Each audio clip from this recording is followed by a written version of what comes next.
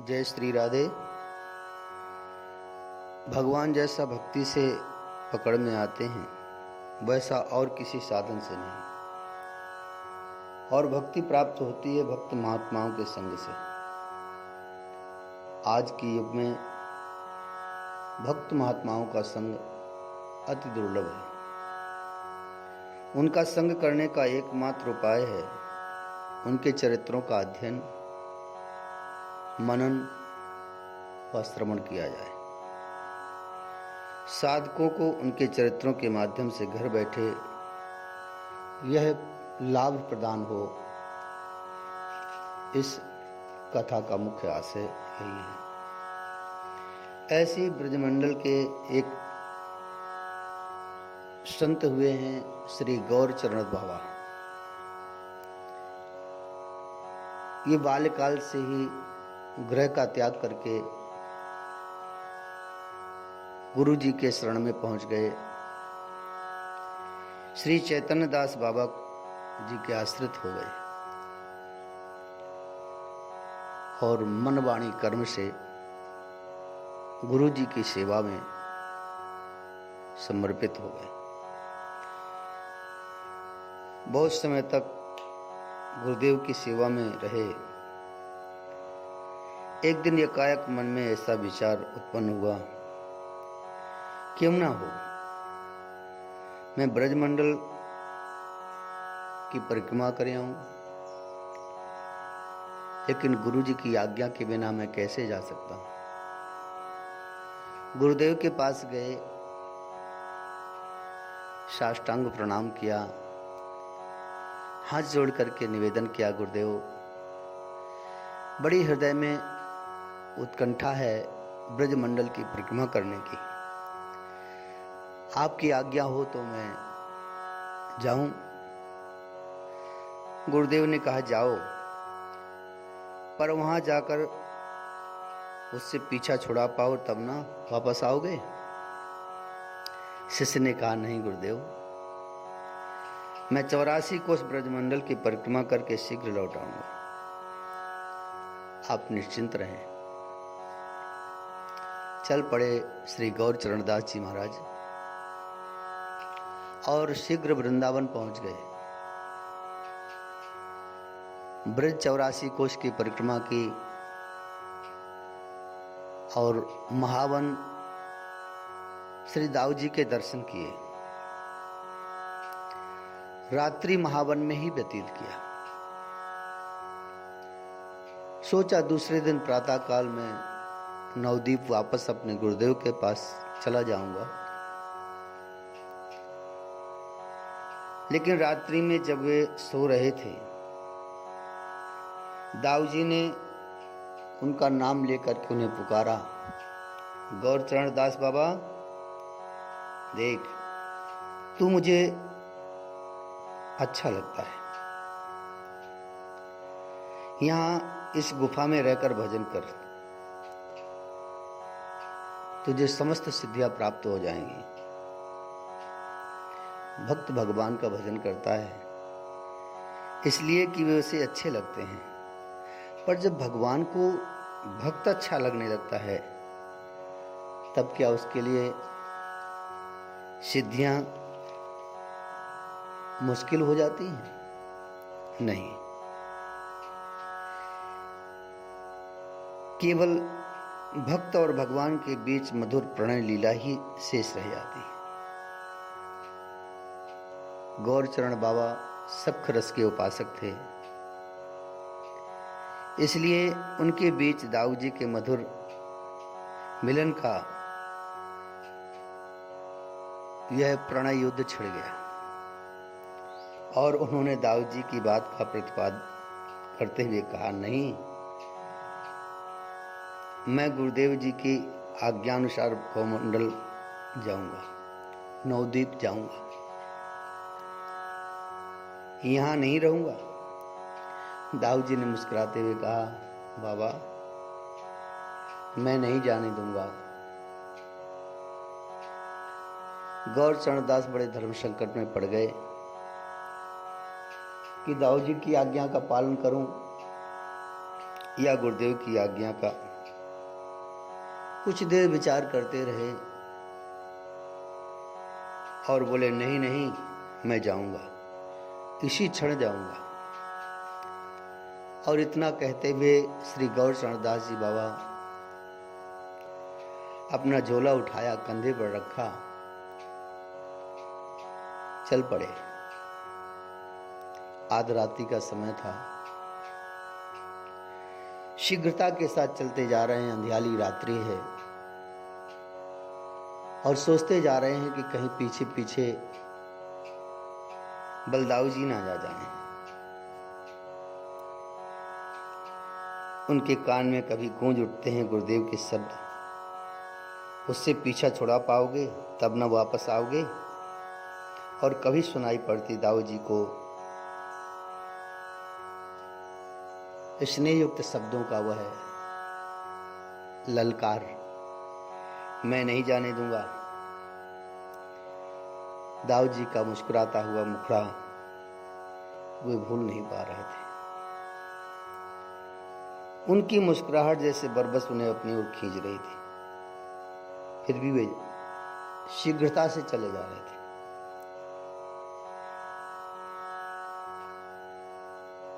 कहीं वह आ तो नहीं रहा है, ऐसा सोचकर थोड़ी थोड़ी देर में पीछे मुड़ करके देख भी लिया करते थे। सोचा ब्रज की सीमा अब तो पार हो गई होगी, पर थोड़ी देर में जब प्रातः काल हुआ, उजेला हुआ, तो गौरचरण बाबा क्या देखते हैं, अरे क्या मैं सारी रात बलदेव कुंड की परिक्रमा देता रहा हूं? गुरुदेव की बात सच निकली। गौरचरण बाबा ने समझ लिया कि अब उनका दाऊ जी से पीछा छुड़ाना संभव नहीं है। बेचारे क्या करते हैं। बलदेव जी ने जिस गुफा की ओर संकेत किया था, उसी गुफा में जाकर के गौरचरण दास बाबा भजन करने लगे। नित्य प्रातः काल उठते और बहुत ही सवेरे उठकर स्नान आदि करके गुफा में चले जाते और सायंकाल तक मंत्र का जप करते रहते।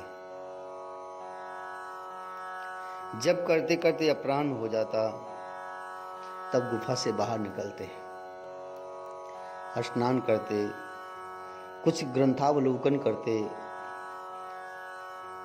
फिर संध्या के समय मधुकरी के लिए निकल पड़ते। किसी से बोलते नहीं थे, किसी के पास बैठते नहीं थे। 20 वर्ष तक इसी प्रकार एक आसन से गुफा में भजन करते रहे।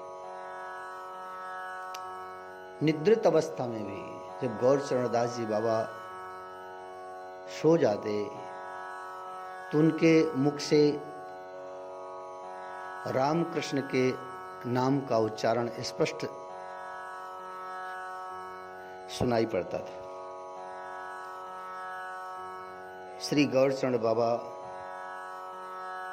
राधा रानी के बड़े भाई श्री दाम को अपना बड़ा भाई मानते थे और श्री राधा जी को अपनी छोटी बहन,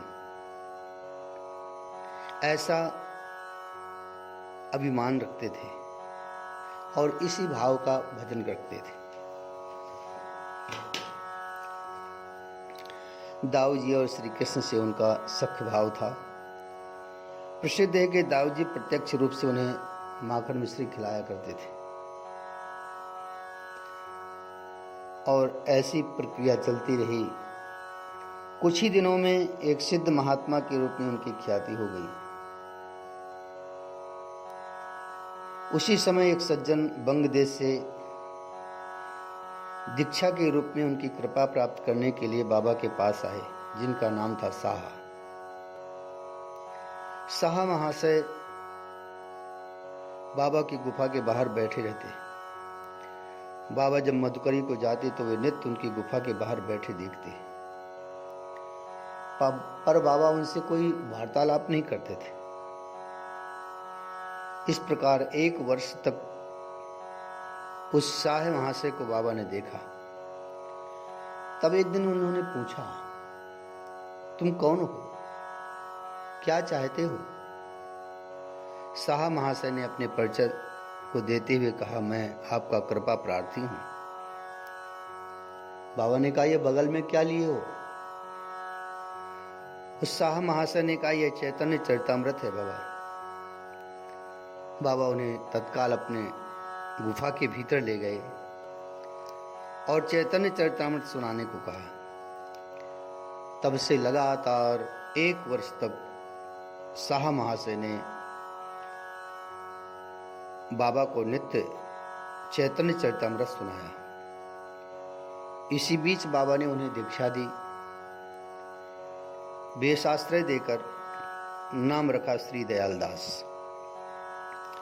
दयालदास श्री गौरचरण दास बाबा जी के प्रथम शिष्य थे। इसके पश्चात और भी बहुत से लोगों ने दीक्षा ली, वेश ग्रहण किया, जिनमें मुख्य थे श्री जगन्नाथ दास जी। चैतन्य चरितामृत सुनते समय श्री गौरचरण दास बाबा इतना प्रेम विभोर हो जाते थे कि प्रेमाश्रुओं से उनका शरीर भीग जाता।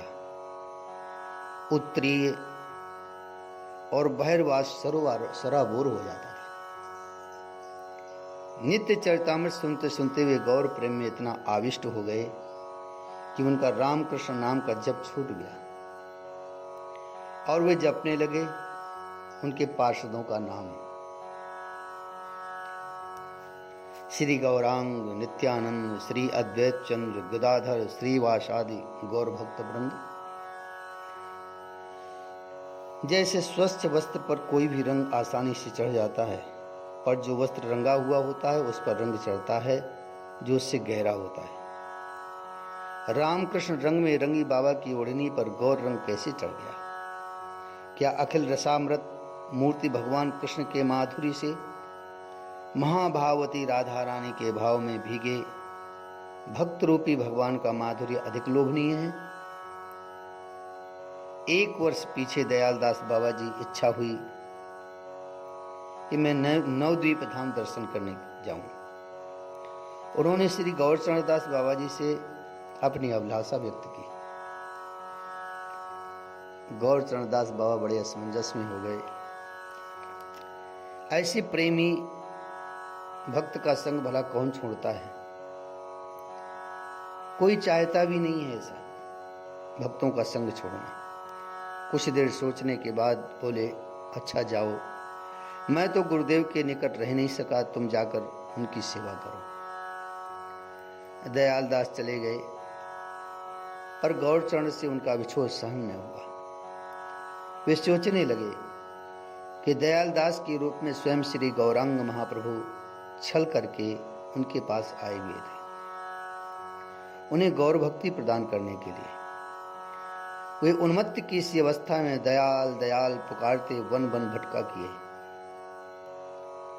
गौर प्रेम में आविष्ट हो गौरचरण बाबा क्या रामकृष्ण को भूल गए?